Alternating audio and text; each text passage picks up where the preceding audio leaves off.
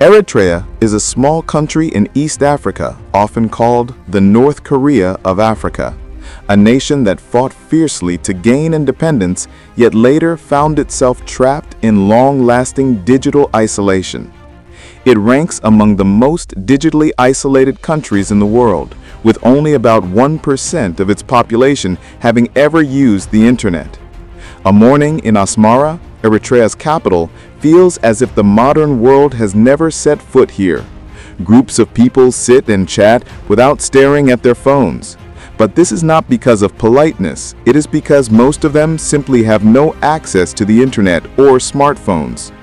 There is no mobile data network here, and social media is virtually non-existent, cutting off the population from the noise of modern information. If that is not enough, Eritreans also do not know ATM machines. Such machines have never existed in the country, making the concept of withdrawing cash from a machine completely foreign to them. Instead, citizens must queue at government bank tellers to withdraw cash, with strict withdrawal limits set by the government, a maximum of 5,000 nakfa per person per month, roughly about $330. This means that even if someone has millions of nakfa saved in the bank, they can only withdraw this small amount each month. To buy an expensive item worth tens of thousands of nakfa, they must save their monthly withdrawals for years. Credit cards are practically useless, and digital banking services are non-existent. Eritrea still functions like a cash economy from the 1950s.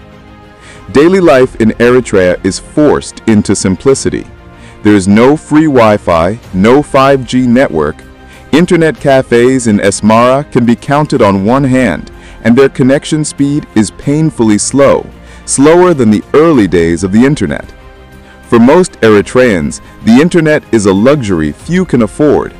Internet cafes charge about 100 nakfa per hour, around $7, only to provide a connection that can be slower than the crawl of a sloth. As a result, online life is almost completely absent. Eritrean teens grow up without Facebook, WhatsApp, or YouTube. They write letters by hand or use landline telephones to communicate, like stepping back in time by several decades.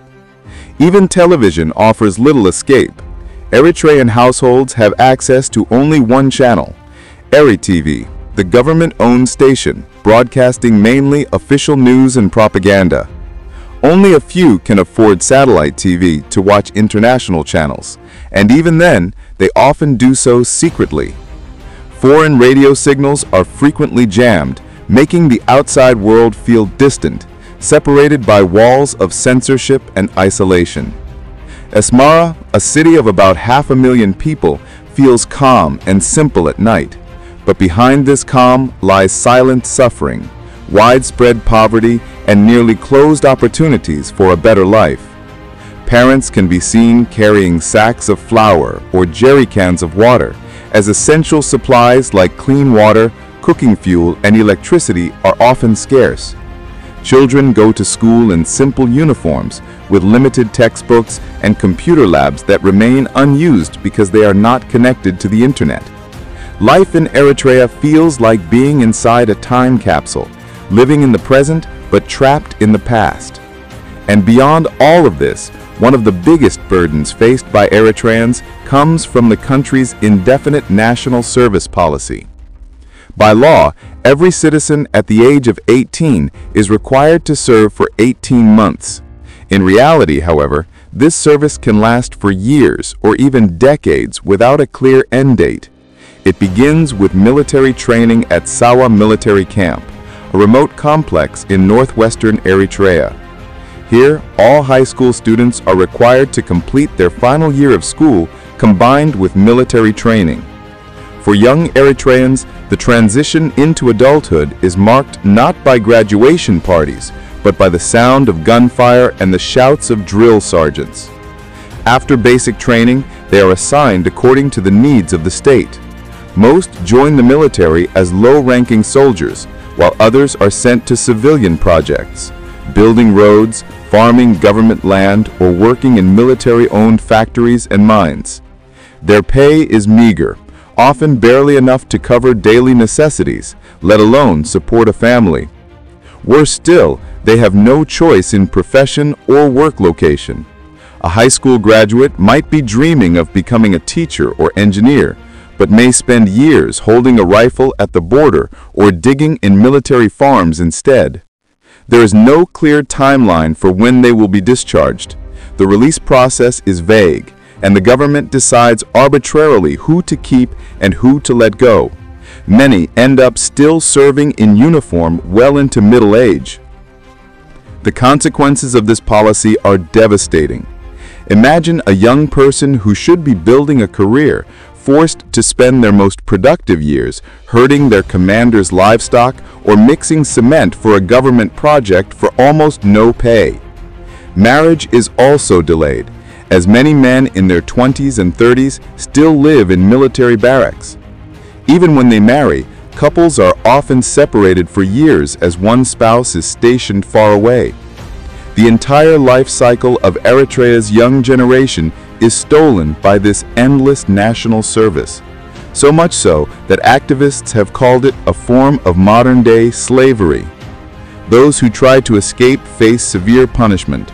Gifa raids, house-to-house searches, or random street checks are frequently carried out to catch draft evaders.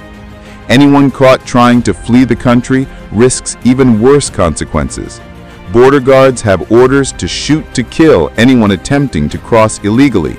If captured alive, they may end up in brutal military prisons. This has created a deep sense of hopelessness among the youth. To them, the future offers nothing but a military uniform and forced labor. There is no freedom to choose a career, no chance to pursue personal dreams.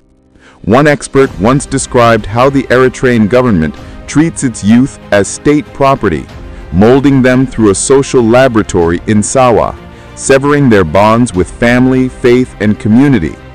Militarism is used as a tool to control society and as a pretext to delay freedom. By constantly fueling the threat of war, the regime of Isaias Afwerki keeps its citizens in a perpetual state of wartime readiness. As a result of this indefinite conscription, more than 500,000 Eritreans have fled the country and live as refugees abroad. They escape the prospect of spending their entire lives as soldiers or forced laborers. Many take perilous journeys across the Sahara Desert and the Mediterranean Sea, desperate to find freedom elsewhere. To truly understand how Eritrea fell into this state of isolation, we must look back at its turbulent history. This small country in the Horn of Africa was once a colony from the late 18th century until World War II. The legacy of Italian rule can still be seen today, from its architecture to the religion of much of its population. After Italy's defeat in 1941, Eritrea was placed under British administration. Its fate was later decided by the United Nations. In 1952, Eritrea was forced into a federation with Ethiopia, a decision that eventually sparked a long conflict. 10 years later, Ethiopia unilaterally annexed Eritrea as a province in 1962. For many Eritreans, the promise of autonomy turned into cultural and political oppression under Emperor Haile Selassie of Ethiopia. The Tigrinya and Arabic languages were suppressed, and the Eritrean flag was taken down. Discontent soon turned into armed resistance. Thus, in 1961, the Eritrean War of Independence began. Generation after generation of Eritrean youth took up arms in the mountains and deserts against one of the strongest military forces in Africa at that time.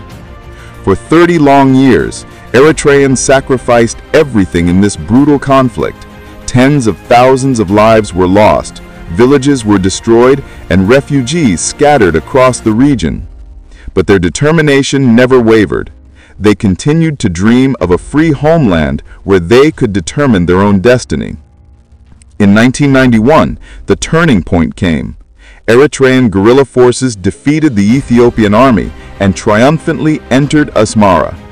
Eritrea was finally free after 30 years of struggle. 2 years later, In April 1993, a UN-supervised referendum was held, and an overwhelming 99.8% of Eritreans voted for independence. Thus, on May 24, 1993, Eritrea officially became an independent nation, with guerrilla leader Isaias Afwerki appointed as the first president. That day was celebrated with cheers in the streets of Asmara, as tears of joy from veteran fighters mixed with the smiles of a hopeful new generation.